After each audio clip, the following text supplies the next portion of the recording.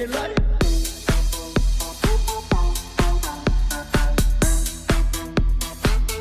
A ese nivel,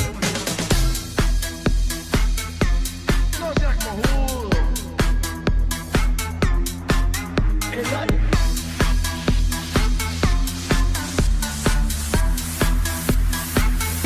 A ese nivel. Nos ordenan no hacer nada y ese hacer nada lo hacemos mal, la puta que nos parió todito, carajo. No seas cojudo. A ese nivel hemos llegado.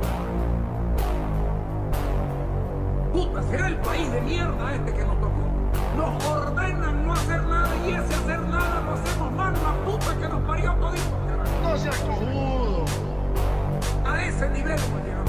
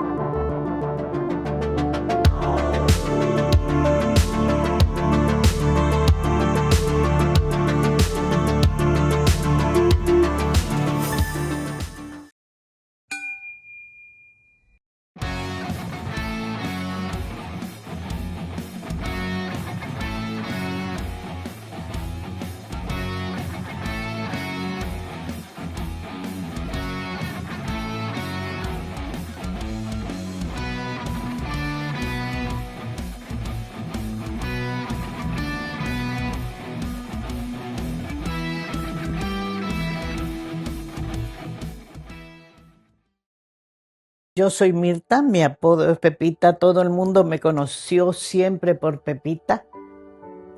Como lo conocí a Ernesto en el año 1958, era un bioquímico ya bastante mayorcito que yo, pero muy agradable, muy simpático. Ernesto era una persona realmente visionaria, vio la necesidad de hacer algunos productos para la piel porque la gente nos visitaba porque no tenía los recursos necesarios para pagar consultas médicas. Y como Ernesto no cobraba y de acuerdo a las necesidades de la persona, él hacía los preparados para que tomen. En la Santa Cruz de la Sierra de los años 40 y hasta entrados los 60, faltaba todo pero sobraba mucho. Faltaba agua potable, pavimento, electricidad, alcantarilla y sobraba tierra.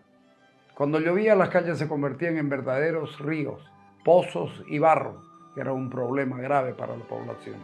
La gente de la amable Ciudad Vieja sufría de problemas en la piel sin excepción.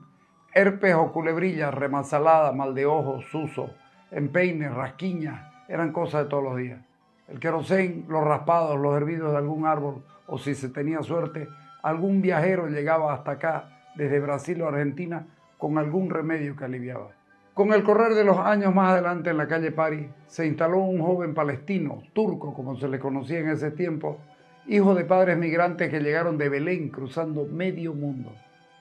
El personaje era el joven Ernesto Nostas Telch, nacido en el Beni y traído a Santa Cruz de la Sierra luego de un largo periplo familiar que comenzó en los años 20, cuando el joven Miguel Nostas, su padre, llegó a Oruro y se adentró en las tierras bajas.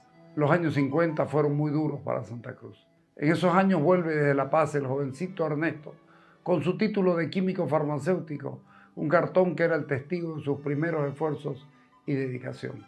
Comenzó con el oficio en la farmacia Cati, después San Jorge, en la primera cuadra de la calle Independencia. Pronto nomás, el doctor Ernesto colgó el título en un clavo en la pared en la farmacia de Hermasol, que ya era suya.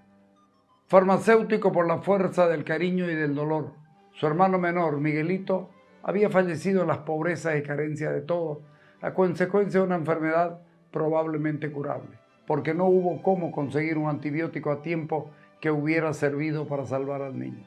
De ahí nació la inquietud de proponerse elaborar medicamentos que sean útiles y baratos para quienes llegaban a la farmacia buscando alivio a sus dolamas, porque no tenían los recursos necesarios como para pagar también consultas médicas. Mi padre era un hombre que soñaba mucho y soñaba para bien. Soñaba con el bienestar de la gente, soñaba con igualdad, soñaba con ver a su alrededor menos sufrimiento. Por eso dedicó su vida a curar a la gente y lo hacía de una manera tan sana, si se puede definir así. Esto hizo siempre el doctor Ernesto mientras el cuerpo aguantó. Así lo testiguan los miles de documentos de tratamiento personalizado de cada una de las personas que llegó hasta él. Lo del doctor Ernesto Nostas era simple: investigar, procesar y una vez hecho el remedio, sea en píldoras o en ungüentos, se guardaba desde el proceso y todo esto pasaba al archivo por tipo de enfermedad, por edades y por sexo. Lo hecho servía siempre como una referencia. Así era el drama de la pobreza. Si ibas al médico no te sobraba para el remedio o el medicamento. Así que llegaban donde el doctor Nostas, que no cobraba consulta y más bien hacía los preparados de acuerdo a las necesidades de la persona que llegaban en busca de alivio. A las preocupaciones de la piel se unieron las investigaciones para tratar enfermedades tropicales endémicas y las parasitarias que, sin ser exagerados, podemos afirmar que mataban a mucha gente, sobre todo a niños. En ese tiempo no había medicamentos específicos y ahí se necesitaba un loquito enamorado de su proyecto y eso fue él, Ernesto Nostas Telchi. Entonces, el llegar, por ejemplo, como nos pasaba algunas veces, nos íbamos a pescar y llegábamos a un puesto, en esa época nos llevaba a pescar chiquititos nosotros, y lo primero que hacía era hacer fila a la gente y curarla donde llegaba. En Puerto Brete, por ejemplo, era famoso, el doctor Nostas llegaba y se armaban las colas de gente, y mi padre los curaba, y lo primero que hacía era ponerlos en fila a viejos, grandes y chicos, y por punta les daba antiparasitario, porque él decía que en alguna época en Santa Cruz y en Bolivia misma la gente moría mucho por parásitos, ¿no? Y no había forma y no había quien los cure tampoco en ese momento. El nombre y el trabajo de Ernesto Nostas pasaron fronteras rápidamente. Las enfermedades endémicas de Santa Cruz no solo eran de los cruceños, eran también del oriente boliviano y del Amazonas brasileño. Y hasta allá llegaron las noticias. Llegaron desde Brasil investigadores buscando la receta de Ernesto. Y como el objetivo era curar y no llenarse de plata, pues se compartieron fórmulas sin pensar en eso de las patentes. ¿Patentes para qué? Si desde el extranjero los pacientes le pedían su fórmula para mandarlas a hacer, estén donde estén, y él las mandaba sin ningún problema. Eran sus pacientes y con ellos forjó una relación.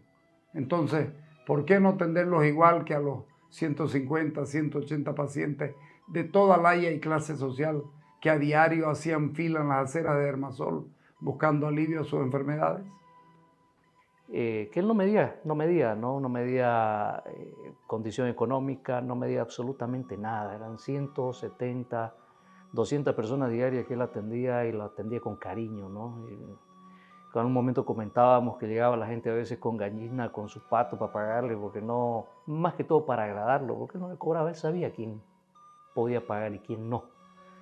¿No? Él era un hombre con principios muy sólidos, muy humanitario, y eso obviamente nos lo legó a nosotros de muchas maneras, educándonos día a día, transmitiéndonos ese sentimiento, esa pasión por ayudar, por apoyar, y eso obviamente transforma al hombre, pues no es algo que te penetra muy fuerte, ¿no? Entonces ese compromiso social no es algo que se hace porque uno espera retribución o espera algo específicamente.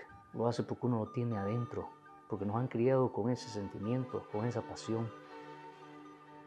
Si tuviéramos un laboratorio, imagínate vos, dijo más de una vez, a lo mejor para sí mismo, y luego en voz alta, si pudiéramos hacer una industria. Así se lo repetía permanentemente a Mirta, o Pepita, su compañera desde el 1958, que se remangó igual que él para convertir el sueño en realidad, aunque eso fue más adelante. De repente, la vieja pionera de Dermasol, dedicada casi exclusivamente a las enfermedades de la piel, creció en infraestructura y se aumentaron pisos hacia arriba. El cuarto adelante, donde funcionaba la farmacia, en donde se destacaba el título en el mismo clavo y con las piezas de atrás donde se trabajaba batiendo y moliendo, midiendo y pesando en gramos y microgramos, se subieron de piso. Compraron una vieja blisteadora y una comprimidora para llenar píldoras que están hasta ahora como testigos del punto de partida. Muchas cosas. Fue nuestra primera máquina, ¿no? Esa blisteadora nos hizo lo que somos, ¿no? Trabajó 24 horas hasta que se cansó y la tenemos guardada, ¿no? Esa máquina representa mucho para nosotros porque nos vio nacer. Es lo mismo que la comprimidora que tenía mi padre, que teníamos que trabajar dándole la vuelta. Bueno, no llegué a eso porque yo era muy chico, pero los mayores sí, ¿no? Le daban la vuelta y conforme daba la vuelta caían los comprimidos, uno, después fueron dos, y de ahí pasamos a una máquina más grande. Pero esa blisteadora empezó así, ¿no? Es una máquina que para nosotros representa muchísimo porque nos dio todo. O sea, nosotros podríamos decir que nos acompañó en la formación personal, ¿no? O sea, esa máquina le dio vida a un gran sueño. Esto de ser adelantado y no tener otra experiencia o modo de trabajo que el ensayo, las pruebas y contrapruebas, tenía limitaciones. Y eso que es tan rígido en este trabajo, a veces jugaba malas pasadas. Porque llegado ya el progreso, el gobierno frenaba, y lo sigue haciendo incluso ahora, la salida del medicamento. Probablemente era lo que correspondía, pero ¿cómo se le dice eso a un enfermo o al propio químico farmacéutico empeñado en encontrar cura o alivio de sus pacientes? Un laboratorio. La fruta se cae madura, dicen los que saben. Así que, aunque tardó en llegar, llegó como parte de un proceso natural. Antes de ello, los remedios ya se repartían en la farmacia de la ciudad y hasta se enviaban al interior del departamento y del país frascos de Sarnol, Tribenzol, Remasol y otros que, una vez conocidos, se hicieron muy requeridos. Todo lo que se producía para enfermedades parasitarias y dermatológicas se iba rápidamente. El laboratorio. El farmacéutico quiso hacer una empresa con sus hijos y lo hizo. A mediados de los años 60 se dibujó IFA, empresa familiar. En algún momento estuvieron todos, aunque luego cada uno tomó sus propios caminos. Pero el hombre que puso todo su entusiasmo no era empresario. Lo suyo era ser investigador y científico, era trabajar en el detalle, en el paciente. Incluso se podría decir que eso probablemente en algún momento frenó el crecimiento de IFA. Ahí es lo que mi padre nos decía, ¿no? Siempre nos miraba a la cara y nos decía: oye, ustedes pueden ponerse 10 camisas al mismo tiempo. No, tienen que usar una. Entonces, no ambicionen demasiado. Su mensaje era: trabajen por gusto, pero no por plata, ¿no? Porque obviamente hay mucha diferencia en trabajar. A veces la ambición desmedida te hace hacer cosas que uno no debe, te viola tus principios. Entonces hay que saber como persona mantener ese equilibrio. Pero una empresa era otra cosa. Y ya por finalizar los 80 y siendo un hombre de servicio, no quiso ser más parte de la empresa que se iniciaba. Yo me voy con mi fórmula solo y ustedes con su planta, dijo, o algo así. A lo mejor sabía que Luis Alberto, que estaba en Japón aprovechando una beca que había ganado en Argentina, y José, que heredó la afición por la ciencia, Ronald por graduarse del bachillerato, o Mercedes, podían seguir con esto nuevo y que parecía ser muy grande. Empezamos con 7 personas en ese momento. Mi padre nos dijo: señores, ustedes, yo no quiero saber nada de esto, levanten ustedes, ¿qué necesitan? Y déjenme a mí en mi farmacia seguir haciendo mis tratamientos para mi gente, mis fórmulas magistrales y curar a la gente a mi manera, que eso es lo que me gusta hacer. Entonces de ahí empujamos la cosa y empezó ya el crecimiento de IFA, que gracias a Dios nos fue muy bien, porque comenzamos en una época bastante complicada, pero con el prestigio de mi padre, con el prestigio de sus medicamentos básicos como el Ispazán, el Remasol, el Tribenzol, que hasta ahora siguen medicamentos que están vigentes y que la gente los pide porque conoce el medicamento increíble después de tantos años, y la empresa empezó a crecer, ¿no? Y rápidamente ampliaron la oferta al país, primero Cochabamba, luego La Paz. Avanzar de 7 personas en el año 1988 a casi 1000 empleados en el año 2024 da cuenta de lo que se avanzó. Fue difícil. En Santa Cruz estaba Terbol y en La Paz 2 monstruos a los que se debió disputar el mercado en la misma ciudad de Liñimani. Nos referimos a Inti y Vita, entre otros laboratorios medianos. Pero se puso lo que había que poner y un poquito más. En unos 4 años compraron una planta construida para hacer una industria farmacéutica industrial que no llegó a funcionar como tal. La compraron al extinto BBA. El problema fue llenar la infraestructura. Solo tenían una máquina industrial, todo lo demás era artesanal. Esto fue el año 1992. Fue ahí, con los grandes desafíos que se impusieron, que empezó a forjarse una nueva historia. ¿Qué hicimos?, se preguntaron cuando vieron las proporciones de la inversión. Y ahí estuvo otra vez el doctor Ernesto Nostastelchi, quien preguntó: ¿qué hicieron, muchachos? Al final, la sonrisa y la palmada en la espalda. No se desanimen, ustedes pueden, y pudieron. Paso a paso, sintiendo el valor del tranco seguro, derrumbaron barreras y problemas, dejando muy claros los roles. Luis Alberto ocupó la parte de finanzas y producción. Él, en persona, acompañado de sus pocos trabajadores, se encargó de hacer que los pedidos que ya comenzaban a llegar tengan continuidad en la producción y entrega. Si hubo que trabajar 24 horas, se trabajó 24 horas. Los turnos y los reemplazos se organizaban. Y de ahí empezamos a lucharla día y noche, ¿no? Trabajábamos en muchos casos 18 horas al día, sábados y domingos no medíamos consecuencias porque hacíamos de todo.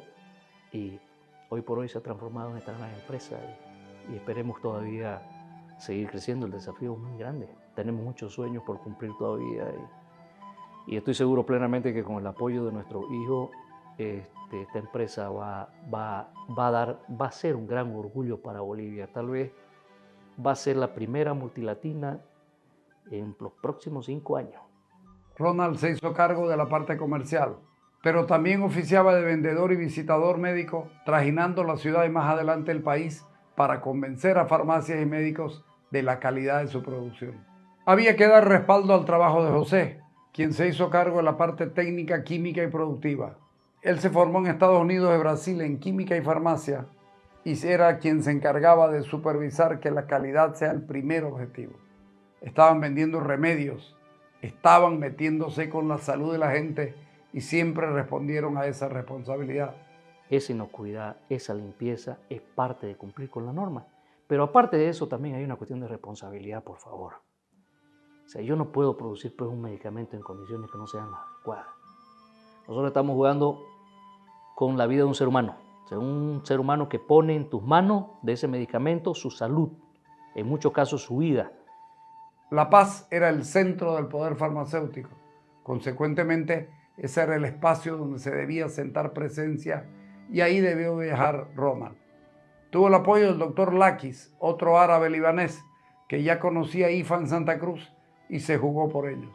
La Paz y el contrabando eran 2 escollos muy grandes para vencer. El primero había que conquistarlo, el segundo era un perjuicio. El desafío, mostrar la calidad de lo que se hacía en Santa Cruz. Había que convencer a los médicos, hospitales o clínicas que prueben el producto, que confíen. Suena sencillo, había que lograrlo. Era un gran desafío y para ello, a mediados del 88, decidieron traer gente especializada a IFA. No había que tomar riesgos innecesarios. Estaban ganando algo de dinero, pero el personal creció y había que pagarles a ellos primero y cubrir las obligaciones después. Por mucho tiempo repartieron lo que sobraba. Esos eran sus sueldos y los resultados están ahí. IFA es una empresa sólida. Todo lo que se hacía y se sigue haciendo es ir a lo seguro, calcular los pasos a dar. Así pueden afirmar que nunca tuvieron una crisis financiera, ni en los peores momentos de la economía nacional, que fueron duros, pero se los superó. En momentos difíciles, como para terminar de complicar a la industria en su conjunto, volvía el contrabando o el gobierno de turno tomaba malas decisiones, como el famoso, tristemente célebre AC-22 con Chile. Abrieron agencias propias en todo el país. La firma se consolidó y llegó la hora de mirar afuera, más allá de las fronteras. Postergaron proyectos por el crecimiento interno. 10 veces se frenaron. No quisieron generar demanda afuera sin asegurarse que tenían los mercados nacionales abastecidos. Entonces, asumieron que había que trabajar para tener 2 mercados. Ahora llegan a varios países. Se está construyendo una multilatina y, por qué no decirlo, una multinacional. En IFA conocen perfectamente qué hacen y el nivel de sus productos. Saben que el freno para llegar más lejos no es solamente por calidad, sino que depende del dinero que se tenga, pero se preparan para aprovechar cualquier posibilidad. Hacen investigación científica, manejan gestiones de calidad, cuentan con desarrollo tecnológico y tienen buenos precios. Saben que su nombre ya es garantía. En la industria misma también cuentan con tecnología de última generación, como las que se manejan en cualquier país del primer mundo, con el objetivo de cumplir la norma de buenas prácticas de manufactura, farmacovigilancia e ISO 9001-2015 que son exigidas a nivel internacional. O sea, la garantía de calidad se hace a través de un trabajo, como diría yo, encadenados. Es una suma de varias cosas, ¿no? Es una suma de todo. La única forma que podemos garantizar un medicamento, tener una garantía de calidad que nos permita decir, señores, nosotros nunca vamos a generar un problema de salud en este país, más bien al contrario, lo vamos a solucionar, es a través de cumplir ese ciclo que nos permite tener la absoluta seguridad de que lo que estamos haciendo está bien hecho. Eso les ha permitido ocupar hoy una posición de privilegio en la industria farmacéutica nacional, tanto de uso humano como veterinario, al que asisten con unos 400 productos en más de 600 presentaciones, generando millones de unidades por año. No piden ni dan concesiones. Saben que en la industria farmacéutica, si se quiere competir, hay que estar con lo último y así lo hacen. Usan como referencia las farmacopeas estadounidense, británica y europea para seguir contando con el lugar que ocupan hoy. Al fin de cuentas, ya son 35 años haciendo esto y más de 50 desde que se inicia su historia. Ahora con la incorporación de los hijos, o sea, la tercera generación de la familia, sangre nueva, visiones nuevas, no pueden darse el lujo de apartar la vista hacia un costado. El futuro está adelante. Nosotros tenemos como hermanos, Alberto, José y yo, tenemos mucho que darle todavía a esta empresa. Y tenemos todo el empuje y toda la fuerza para poder seguir empujando, ¿no? Ahora que nuestros hijos se han incorporado a la empresa, nos han dado un nuevo impulso. Hemos visto en nuestros hijos un trabajo espectacular que nos llena de satisfacción cada día en nuestra vida, porque realmente se han vuelto en unos sucesores espectaculares. Y eso es lo que nos permite pensar en un futuro enorme de IFA. Y eso tiene que hacerse bajo principios sólidos, fuertes, para que ellos puedan seguir con ese legado familiar, que se compone de muchas cosas. Se compone de la visión empresarial, pero nace de una pasión y de un sentimiento y de una responsabilidad que nos educó y nos transmitió nuestro padre, y que nosotros tenemos la responsabilidad de transmitírselos a ellos y ellos sucesivamente a las próximas generaciones que vengan de la familia.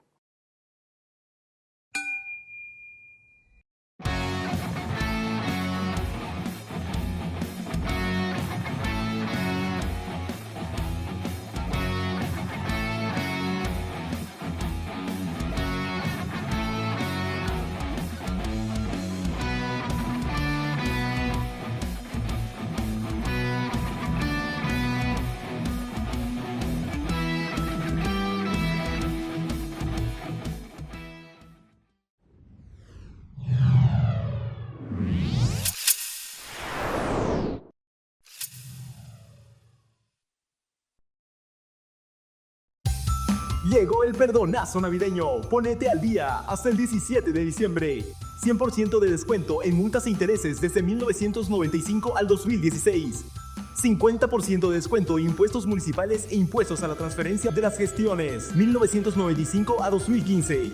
20% de descuento en impuestos del 2016 al 2022. Aprovecha el perdonazo navideño. Vení a la Quinta Municipal o ingresa a www.dap.bo. Tus impuestos son obras. Gestión Johnny Fernández Alcalde. BID continúa innovando, firme y de la mano de Crown, representante y distribuidor exclusivo de BID para Bolivia. Muy pronto estaremos con una nueva generación para el segmento vagonetas. La nueva vagoneta SUV de nuevas energías creadas por BID, que convierte a estos vehículos en toda una revolución por la potencia, altas velocidades que alcanza y los niveles de eficacia. Todo esto lo sumamos a una conducción suave y silenciosa para el confort total de sus ocupantes. Muy pronto todos los vehículos serán como BID.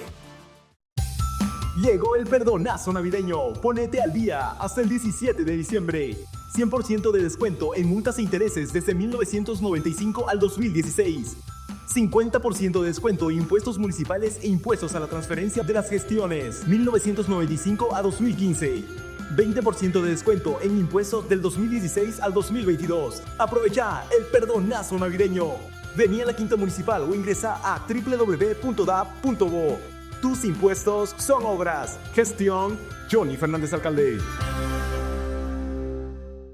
En este 2024, como Gobernación de Santa Cruz, impulsamos el progreso de nuestra región con 11 obras, 8 terminadas y 3 en ejecución, impactando en 6 de nuestras 15 provincias, transformando la vida de más de 232,000 habitantes. Además, estas obras aseguran la conexión vial en la mayor zona de producción agrícola de Santa Cruz, garantizando que los alimentos lleguen a la mesa de cruceños y bolivianos. Estamos reduciendo brechas, conectando Santa Cruz, en busca de una mejor calidad de vida para todos nosotros. Sigamos avanzando, Santa Cruz.